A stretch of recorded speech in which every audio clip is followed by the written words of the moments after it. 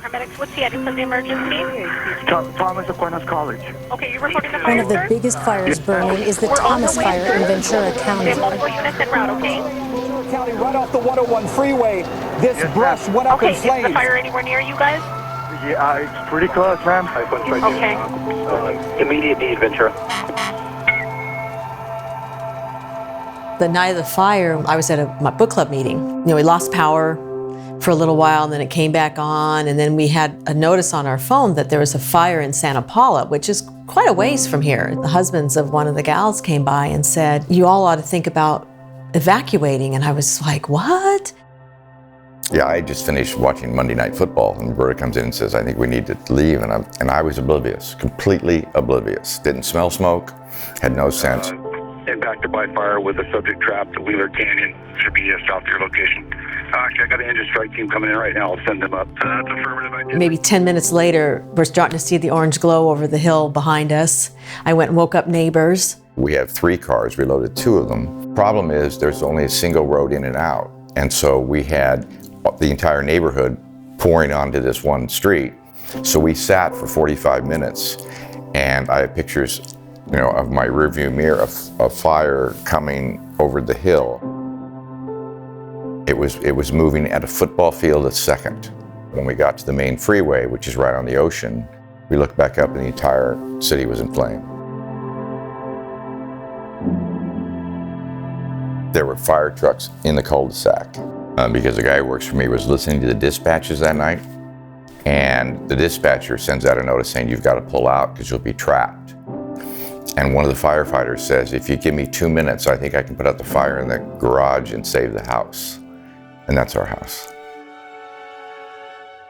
The next morning, we were trying to find a place to live, and you're kind of in the sense of disbelief. I mean, when that night you're just trying to hold it together and just thinking, okay, I'm just going to take it one step at a time.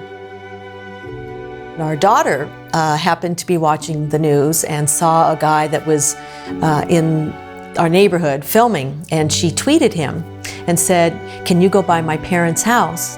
And he sent a picture to her of our house.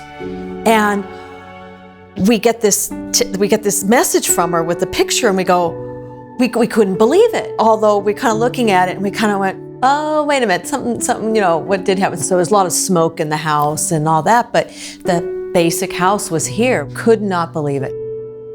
We had to replace all the windows and doors, all the exterior windows and doors of the house. We had to replace the entire roof. And so they came out, Vivint came out and removed the panels. And the thing is, there was no question.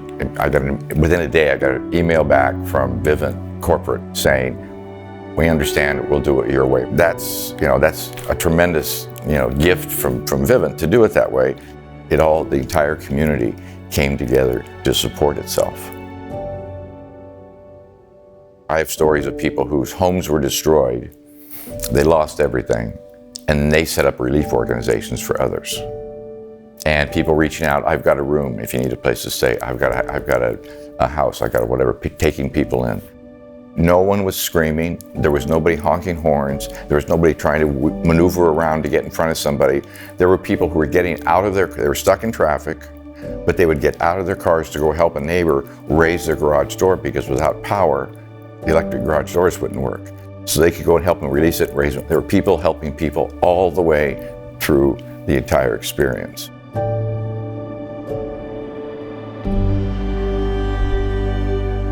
I have a brother and a sister-in-law in the Bay Area in San Francisco.